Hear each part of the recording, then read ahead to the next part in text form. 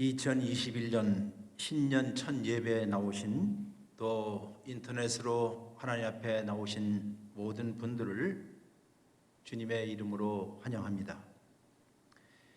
오늘의 첫걸음이 2021년 마지막 주일까지 계속되기를 바랍니다.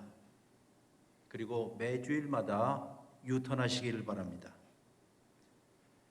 신앙의 내비게이션을 주일마다 업그레이드 하셔서 길을 잃거나 잘못된 길로 나가는 낭패를 보는 일이 없기를 소원합니다.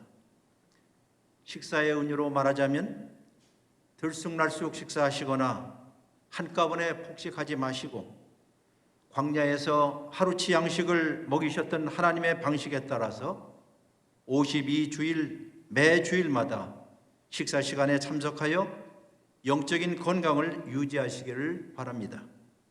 특별히 영적인 근육을 만들어 신앙의 몸살이나 독감 혹은 신앙의 악성 바이러스를 넉넉히 이겨나갈 수 있기를 바랍니다. 오늘 여러분과 제가 함께 신년 첫 번째 첫 말씀으로 선택한 하나님의 말씀은 시편 73장입니다. 시편 73장은 소위 일명 탄식시로 시작되는 것이에요. 아삽이라는 사람이 하나님 앞에 자기의 일생과 신앙생활을 돌이켜보면서 탄식하는 시가 바로 이 탄식의 73장입니다. 그 중에서 오늘 맨 마지막 절 26절, 27절, 28절을 여러분에게 봉독해 드렸습니다. 한번 27절, 28절을 다시 한번 제가 읽습니다. 26절을 다시 읽습니다. 첫 마디, 내 육체와 마음은 쇠약합니다. 이렇게 시작해요. 아마 여러분과 저의 마음이 이렇지 않았을까요? 또 지난 1년 동안 여러 가지 고난과 고통과 상을 당하여서 힘들어하는 교인들도 있었던 것으로 제가 듣고 있습니다. 육체와 마음이 쇠약해져 왔습니다. 그러면서 27절에 이런 말씀을 합니다. 저 뒷부분에 주를 떠난 자를 주께서 다 멸시하셨습니다. 멸하였습니다. 그러나 28절에 하나님께 가까이함이 내게 복입니다. 내가 주 여호와를 나의 피난처로 삼아 주의 모든 행적을 전파하리이다 하는 확신의 말로 이 시편의 탄식시는 끝을 맺고 있습니다. 오늘 여기에 있는 핵심적인 두 단어가 있습니다. 27절에 주를 떠난 자와 28절에 하나님께 가까이 하는 자에서 오늘 떠내려감과 가까이함이 올 한 해 동안 우리가 묵상해야 할 그런 단어라 생각을 합니다. 먼저 28절에 하나님께 가까이라는 글귀가 보이시지요? 아마 이 글귀를 설명을 해드려야 할 것 같아요. 아브람 카이퍼라는 유명한 네덜란드 학자가 있습니다. 이 사람은 수상이었고 신학자였고 위대한 정치가였고 교육자였습니다. 그분이 쓴 경건서적 가운데 지금도 전 세계에 가장 많이 팔리고 유명한 책이 한 권 있습니다. 그 책 제목이 하나님께 가까이입니다. 1908년도에 네덜란드에서 출판되었고 1919년도에 영어로 번역되었고 지금 전 세계 모든 사람들이 경건서적으로 매일같이 읽는 책 가운데 하나입니다. 그 책은 오늘 본문에서 따온 책 제목이며 그 책의 첫 번째 글이, 그 안에 첫 번째 글이 하나님께 가까이입니다. 그 안에 몇 군데를 제가 발췌해서 읽어드릴 테니 한번 묵상해 보시기 바랍니다. 가까이라는 말은 하나님과 우리가 떨어져 있다는 것을 전제로 하는 말일 것이고, 이렇게 떨어져 있으므로 우리는 본질상 외롭고 고독하게 되었다는 것입니다. 하나님이 우리에게서 멀리 떨어져 있고 우리가 그분에게서 멀리 떨어져 있을 때 우리의 영혼은 진정한 의미에서 황폐하고 버림받은 상태가 될 것입니다. 어디에서도 영혼의 만족함을 얻지 못하게 될 것입니다. 이런 상태에 있을 때 누가 영혼의 황폐함을 견뎌낼 수 있겠습니까? 그저 하나님을 멀리 떠났을 때 모든 인간은 처량하고 외롭고 쓸쓸한 신세가 될 뿐입니다. 아무리 그분을 찾으려 해도 찾을 수가 없고 어느 한순간도 안식할 수가 없습니다. 안식할 수 없는 영혼, 쉼이 없는 영혼, 불안한 영혼이 되는 것이에요. 그러므로 우리가 하나님께 가까이 가 있고 우리가 하나님이 우리에게 가까이 있을 때 비로소 우리는 오늘 성경에 있는 것처럼 복받은 상태라고 이야기합니다. 시인은 말하기를 하나님께 가까이 함이 내게 복이다 하는 말을 합니다. 원래 히브리어 원문으로 이 복이라는 말은 좋다는 뜻입니다. 창세기 1장에 반복해서 나온 좋음, 토브라는 단어예요. 이 세상에서 가장 좋은 상태가 무엇일까요? 여러분, 이 세상에서 가장 최상의 상태가 무엇일까요? 그것은 바로 하나님께 가까이 있을 때입니다 라고 가르칩니다. 특별히 우리가 하나님께 가까이 있음은, 가까이 있다는 말은 이 세상에 부추기는 모든 바쁨들, 분주함 가운데서 여러분이 안식할 수 있고 성소이고 생추어리이고 오아시스와 같다는 뜻입니다. 우리의 주변을 둘러보면 하나님으로부터 우리의 생각과 영혼을 빼앗아 그분에게서부터 멀리 떨어지게 하는 일들이 얼마나 많은지 모르겠습니다. 수많은 것들이 하나님을 가까이 있지 못하게 하고 우리를 그분 곁에서 끌어내리려고 하는지 여러분은 잘 아실 것이에요. 그러나 성경에서는 모든 장애물들과 그리고 모든 세상의 격렬한 반대와 제어에도 불구하고 하나님께 가까이 하고 있었던 사람들이 있음을 우리는 압니다. 저 분이엘에서 야곱이 그랬고, 호렙산에서 모세가 그랬고, 아들의 칼날을 피해서 도망다니던 다윗이 그러했고, 군중들이 들고 일어나 죽이려고 했을 때 바울도 그러했습니다. 그들은 모든 갈등과 어려움의 열기 속에서도 하나님께 가까이 있음, 하나님과 가까이 있음이 얼마나 그들에게 복이 되고 좋은 것을 경험했던 축복받은 사람들이었습니다. 하나님께 가까이함이 내게 복이라, 하나님께 가까이함이 내게 정말 좋은 것입니다. 여러분, 이 구절을 1년 동안 내내 아침마다 한번 상기하시고 기억해 보시십시오. 이 구절은 아합이라고 하는 구약의 신자가 하나님께 드린 통렬한 기도문, 즉 탄식과 절망 가운데 드렸던 기도문 중에 맨 마지막 구절입니다. 아삽에 대해서는 제가 나중에 소개해 드릴 것이고, 먼저 린이라고 부르는 미국 젊은 여인을 소개해 드리겠습니다. 이 린이라는 여인 역시 내 육체와 마음은 쇠약합니다 라고 고백했던 여인이었습니다.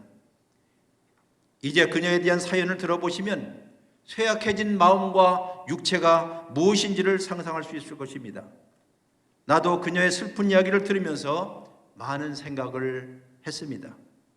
그녀의 이야기를 들려주신 분이 있는데 제임스 스카프라는 분입니다. 미국 아이오와 주에 있는 돌트 유니버시티의 기독교 대학에 은퇴하신 영문학 교수님이신데 저보다 5살 위고 그리고 같은 교단 미국 CRC라고 크리스천 리폼 처치에 속한 분이십니다.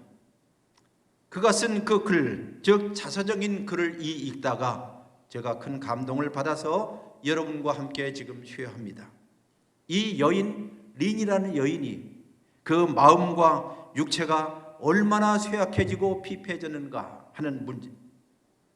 이분이 이런 이야기합니다. 내가 어느 여름에 어느 대학에서 열리는 큰 학회 컨퍼런스에 참석하고 있었어요.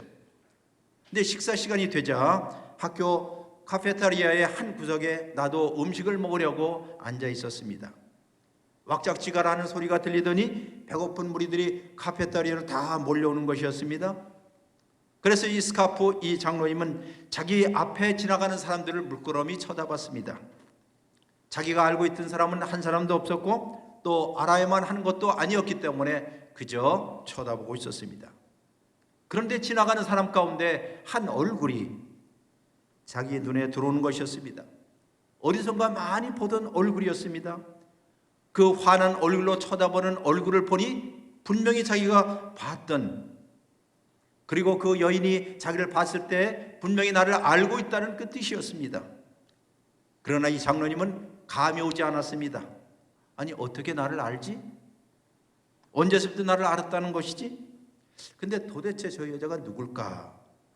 나이가 들었으니까 짧은 시간에 머릿속에는 광을 뒤져가면서 그녀와의 연결점을 찾으려고 애를 썼습니다. 자기에게 말을 걸어오는 목소리를 읽고 얼굴을 쳐다보자 이제 금세 알게 되었습니다. 그녀 이름은 다름이 아닌 린이라는 여인이었습니다. 그 여자는 10여 년 전 자기가 다니고 있던 그 교회에서 함께 신앙생활했던, 그리고 신앙 수련회에서 자기가 리더였고 이 여자는 같은 멤버였습니다. 10여 년 만에 만났으니 얼마나 반갑고 기뻤는지 모릅니다. 목소리를 노려가면서 이런저런 이야기를 나눴습니다.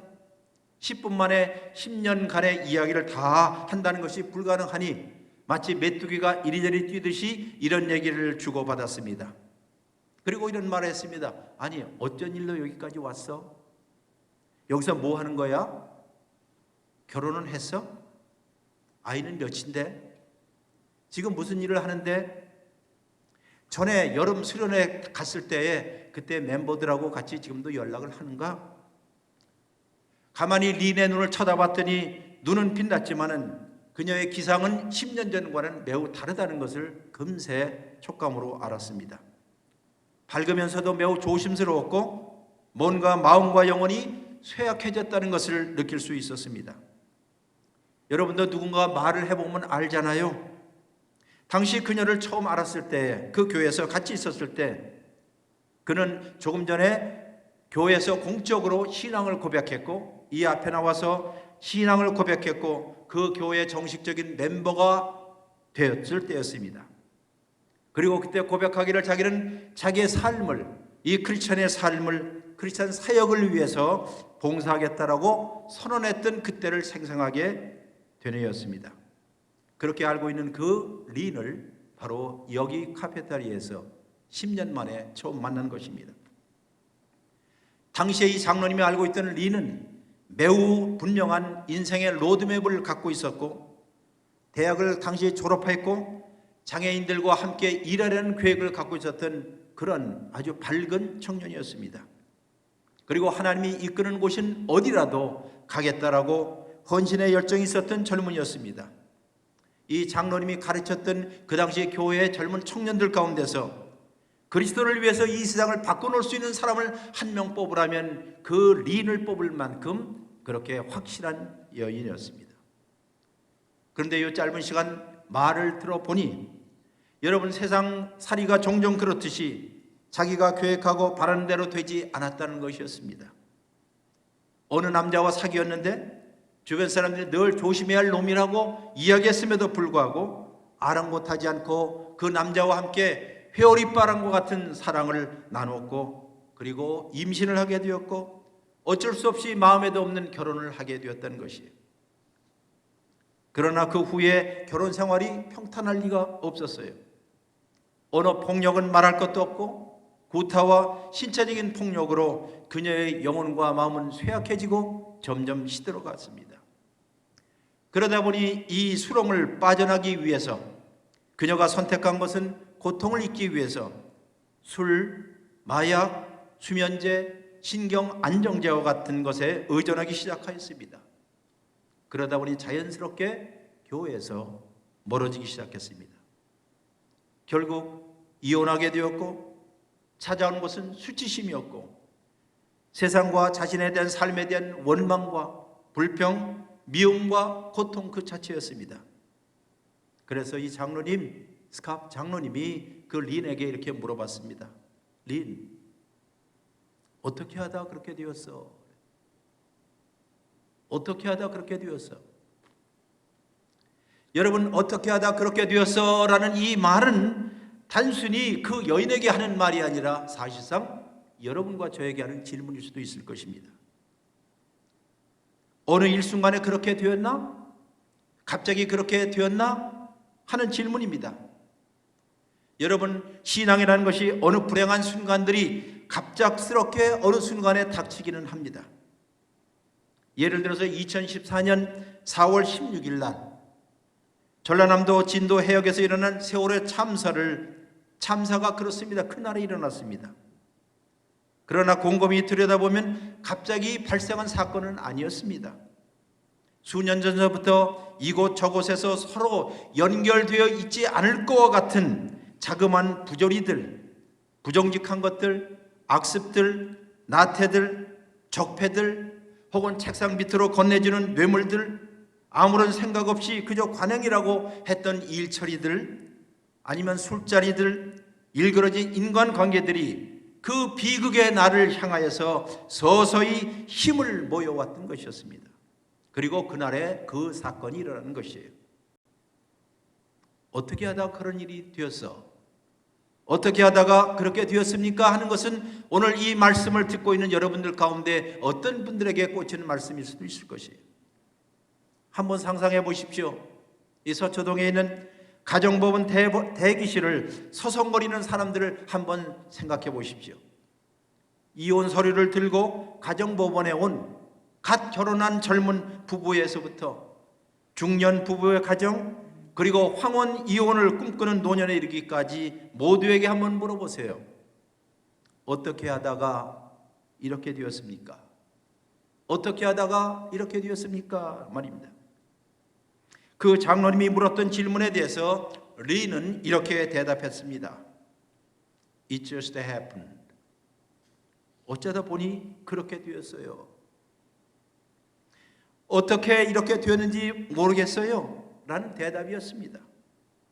아마 이 말이 우리가 보통 하는 말의 대부분의 말일 것입니다. 왜냐하면 한 일이 있으면 또 다른 일을 이어지다가 그 일이 또 다른 일로 연결되었기 때문입니다. 어떻게 되었느냐고요? 대답은 어쩌다 보니 그렇게 되었어요. 달리 말해서 내가 신앙을 버리겠다고 작심한 순간도 없었고 이렇게 되겠다라고 결심한 적도 없었습니다. 그 과정에서 이렇게 된 결정적인 전환이 있었던 점도 아니었습니다. 어쩌다 보니 여기까지 오게 되었습니다.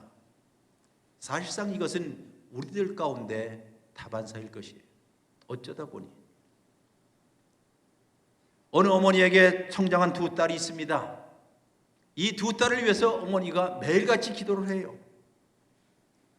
그 두 딸은 신앙을 부인하지는 않습니다. 그러나 그녀들은 그 딸들은 크리스찬의 가치관에서 떠나서 다른 생활 양식으로 라이프 스타일로 점점 떠내려가고 있었습니다. 그녀들에게는 교회가 더 이상 중요하지 않았습니다. 교회라는 것은 있으면 좋고 없었다고 해서 절박한 것도 아니기 때문입니다. 이런 일은 어느 한순간에 일어난 일입니까? 아니지요. 서서히 표류하기 때문이었습니다. 서서히 떠내려가기 때문입니다. 조금씩 서서히 그렇게 됩니다. 어쩌다 보니 그렇게 된 것입니다 하는 이야기겠죠. 여기 어떤 사업에 바쁜 사람이 있습니다. 다른 사람들과는 달리 사업에도 성공을 하게 되었습니다. 사업에 바쁘다 보니 그에게는 하나님도 교회도 그렇게 절실하게 필요하지는 않았습니다. 그저 잊어질 정도로만 나가주면 되었습니다. 하나님께 얼굴을 몰라보시지 않을 정도로만 얼굴을 디밀면 되는 사람입니다. 그렇다고 그가 신앙을 아주 포기한 것도 아니고 교회를 아주 포기한 것도 아닙니다.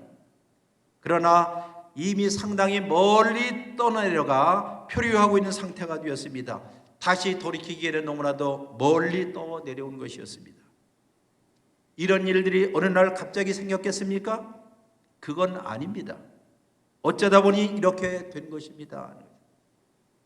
여러분, 예수님의 많은 비유들 가운데서 잃어버린 양을 찾는 목자에 관한 비유를 잘 아실 것이에요. 그 비유의 초점은 99마리에게 있지 않다는 것 아시죠? 잃어버린 한 마리에게 있습니다. 왜 잃어버린 양의 숫자가 하나입니까? 그것은 여러분과 저 각자에게 하는 말씀이기 때문이라는 것이에요. 다른 사람들이 길을 잃어버렸는지는 별로 중요하지 않습니다. 지금 여기에 계신 분들 가운데 길을 잃어버린 양은 아닌지 스스로 생각해 보라는 것이에요. 지금 어디에 계십니까, 여러분들? 목자한테서 얼마나 멀리 떨어져 계십니까? 영혼의 안식처에서, 영혼의 대피소에서, 영혼의 성소에서, 영혼의 피난처에서, 영혼의 보금자리에서 얼마나 멀리 지금 떨어져 나와 헤매고 있으십니까? 하는 질문이에요. 그리고 그 자리에 거기까지 온 것이 어느 한순간이었습니까? 그건 아닐 것이었어요. 그저 땅만 보고 풀만 보고 입질을 하다가 조금씩 하다 보니 목자로부터 떠나가 되는 것이에요. 신앙의 표류는 하루아침에 일어나지 않습니다. 여러분들이 지난 8년 동안 지내오시면서 혹은 이것을 방송으로 듣는 우리 모든 그리스도인들, 우리의 신앙의 지금 현 주소가 지금 어디에 와 있는가 하는 것을 떠내려오지 않았을까 하는 생각이에요. 오늘 이야기의 이 주인공처럼, 린처럼 우리가 대다시 알고 있는 다수의 사람들 처리 그런 것처럼 시편 73편의 주인공인 아삽도 그러했습니다. 아삽은 여러분 예루살렘 성전에서 드리는 예배 때에 성가대를 인도했던 지휘자였습니다. 그는 정기적으로 성가대원들을 데리고 매 수요일 밤마다 성가 연습을 하였습니다. 매달 새로운 찬양곡을 작곡하기도 했습니다. 그러나 그의 육체와 마음은 점점 쇠약해지고 병들어 갔습니다. 그렇게 반복해서 종교 생활을 하였음에도 불구하고 그의 마음과 육체는 쇠약해졌다는 것이, 자기가 알고 있었던 신앙의 세계가 붕괴되고 있음을 경험하기 시작합니다. 그는 이런 인습적이고 습관에 따른 영혼 없는 신앙을 간신히 그럭저럭 유지하고 있었습니다. 마치 건물의 속은 오래되어서 낡았는데 건물의 외관만을 새롭게 개축하는 것처럼 느껴졌다는 것이에요. 혹시 갱신이 그런 것이 아닐지 모르겠어요. 신앙의 외관을 고치고 유지하는 것은 그저 자기 가족들을 위해서 그렇게 했습니다, 아삽이. 그러나 그의 속은 점점 골마져 갔고 허약해져 갔고 쇠약해졌습니다. 오죽했으면 그가 이런 말을 했겠어요? 여러분 성경 가운데 15절에 이런 말이 있습니다. 내가 만일 스스로 이르기를 내가 그들처럼 말하리라 하였더라면 나는 주님의 아들의 세대에 대하여 악행을 행하으리라. 아마 지금 생뚱맞게 읽어서 이게 무슨 소리인지 모르시는 분들이 있을 거예요. 다시 말해서 아삽이 자기의 고민을 이렇게 털어놓습니다. 아주 쉽게 여러분에게 설명해 드립니다. 한번 들어보세요. 내가 말이야 내 속 이야기를 진실하게 다 터놓고 이야기한다면, 달리 말해서 내가 체면 때문에 교회에 나오고 습관 때문에 교회 일을 하고 구태의연하게 신앙생활을 하고 있으면서 한편으로는 내 다른 속으로는 세속적인 것을 추구하고 악인들이 잘 되는 것을 보고 배가 아파하고 왜 나는 저렇게 되지 않을까 하고 속상해 했었는데, 이런 말을 내가 다 까발리면, 내가 다 까발리고 양심선언을 한다면 아마 하나님의 자녀들과 신실하게 신앙생활하고 있는 교인들에게 폭행을 하는 것과 같았을 것이다 라는 그런 뜻이에요. 그러니 그가 얼마나 속에서 지금 쇠약해지고 있는가 하는 걸 알 수 있어요. 내가 무엇 때문에, 조금 전에 말씀드린 것처럼 내가 교회 체면 때문에 나오고 이런저런 일들 때문에 나오고 습관 때문에 나오고 구태연하게 신앙생활을 하였고, 그러면서도 한편으로는 저 놈들, 저 악한 놈들이 잘 되는 것을 보고 너무나 배가 아팠고 힘들었다는 뜻이에요. 이것을 내가 속으로 꾹 참고 있었는데 이것을 내가 양심 선언하듯이 속에서 다 까발리게 된다면 우리들 가운데서 진정으로 신앙생활하는 사람들에게 폭행을 하는 것과 같을 것이야, 그 이야기입니다.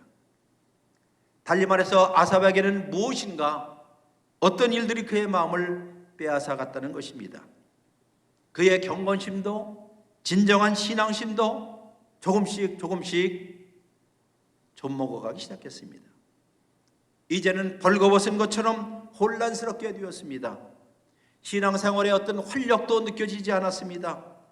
으쌰으쌰했던 모든 동지들도 하나둘씩 다 흩어졌습니다. 그저 신앙생활 자체가 무료한 반복의 연속이었습니다.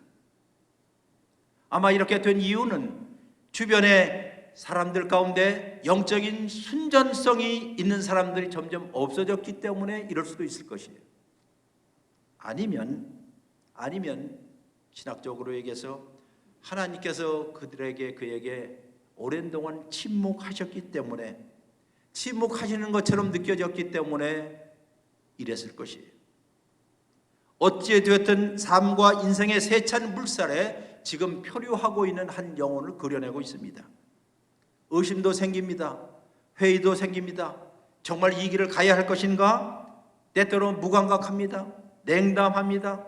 무관심과 냉소의 물살 가운데서 휘둘리며 표류하기 시작하였습니다. 이것을 가리켜서 우리는 영혼 없는 기독교인이라고 얘기합니다. 영혼 없는 기독교인, 경건성을 상실한 기독교, 표류하는 기독교인이 된 것입니다.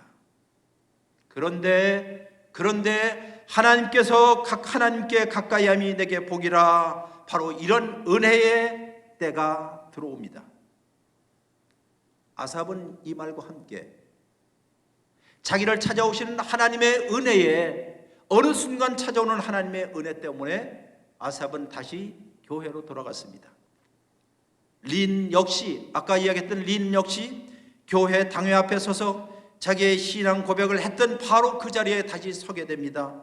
그리고 교회를 향해서 사과하고 용서를 구해줄 수 있냐고 믿고 청을 넣었다고 합니다. 표류했던 영혼이 새로운 물살을 발견하게 된 것입니다. 마음과 영혼은 다시 힘과 용기를 얻게 되었습니다. 왜 그렇게 되었을까요? 왜 다시 힘과 용기를 얻게 되었을까요? 아마 다른 물살에서 살고 있었을 때, 아니 물 좋은 곳에 있어서 봤지만은 결코 만족을 느끼지 못했기 때문에 다시 돌아올 수도 있었을 것이에요. 아니면 그 물살을 타고 가면 좀 더 멋지고 좋은 세상이 있을 거라는 약속이 결국 공허하고 말짱 헛것이라는 것을 알았기 때문에 다시 돌아올 수도 있을 거예요. 거칠고 힘든 환경을 만나면 누구든지 정신이 벌떡 들기 때문에 다시 돌아올 수도 있었을 것이에요. 그러나 오늘 성경이 여러분과 저에게 가르쳐주는 가장 중요한 영적인 진리가 있습니다. 가장 중요한 사실은 하나님이 자기를 사랑하는 그 자를 그냥 내버려 두시지 않는다는 것이에요. 여러분과 내가 하나님을 붙잡았기 때문에 지금까지 온 것이 아니고, 하나님이 그나마 여러분과 저를 붙잡아서 지금까지 오게끔 하였기 때문에 이 자리에 있다는 사실들이에요. 이것을 우리는 하나님의 은혜라고 부르는 것이에요. 여러분과 살다 보면 삶의 물살에, 거친 물살에 표류하고 있었을 때에, 막 떠내려고 있을 때에 뜻하지 않게 걸리게 되는 문제점들이 있지요. 그런 것들은 물속에 있는 숲풀과 같아서 보이지 않을 때가 있습니다. 그런 일들에 얽매이게 되면 화도 납니다. 우리를 잡아당기는 것들 때문에 우리가 귀찮아하고 속상하고 잔소리와 같이 공허하게 들리기도 하고, 마음이 불편하기도 하고, 내 몸에 안 맞는 옷처럼 거추장스럽고 걸리적거릴 때도 있습니다. 혹시 이 말씀이 여러분에게 그렇게 들릴 수도 있을 것이에요. 그러나 만일 삶의 물살이 천하만길의 낭떠러지 폭포로 여러분을 떠내려가게 한다면, 떨어지게 한다면, 그런데 가다가 더 내려가다가 어디 걸리적거리는 시내 속에, 개울 속에 숲풀에라도 걸리게 된다면 그 숲풀은 여러분이 상상할 수 없는 은혜의 방편이 된다는 것이에요. 완전히 초토화되기 직전에 물속에 숨어있는 숲풀처럼 여러분과 저를 걸리적거리게 하는 것, 그것이 인간관계일 수도 있고요, 우리의 병일 수도 있고요, 이 코로나 시대에, 이 암울한 시대일 수도 있을 것이에요. 그러나 이것이 우리로 하여금 우리를 잡아서 더 이상 표류하여서 완전히 천하 낭떠러지에 떨어지지 않도록 한다고 한다면 이것이야말로 위기가 은혜의 시간이 된다는 것이. 걸리적거리는 문제가 있습니까? 여러분 혹시 날카로운 것이 여러분을 찌르는 것이 있습니까? 예상 밖의 문제들이 여러분을 천길 낭떠러지에 떨어지지 않게 해줄 수도 있습니다. 왜냐하면 하나님의 은혜는 종종 사각을 통해서 들어오기 때문입니다. 도무지 들어올 수 없는 각도에서, 죽은 각도에서, 이쪽으로는 희망이 들어올 수 없어 하는 그 각도에서 하나님은 사각을 통해서 들어오시는 분이 하나님이시기 때문이에요. 우리는 종교적인 센터에서 하나님을 만날 거라고 종종 생각합니다. 물론 그럴 수도 있습니다. 기도원에서, 교회당에서. 그러나 하나님이 여러분과 저를 찾아오시는 방식들은 그렇지 않습니다. 사각, 죽은 각도, 도저히 이 문으로 돌아올 수 없는, 그것이 병상일 수도 있고 깨어진 인간관계 때문에 고민하는 수도 있고, 지금 코로나 때문에 우리의 사업들이 무너져 내려가고 취준생들은 막막하는 이 절박한 상황 가운데서 우리가 마지막까지 기대할 것이 있습니다. 하나님은 사각을 통해서 들어오시는 하나님인 것을 말이에요. 그렇습니다.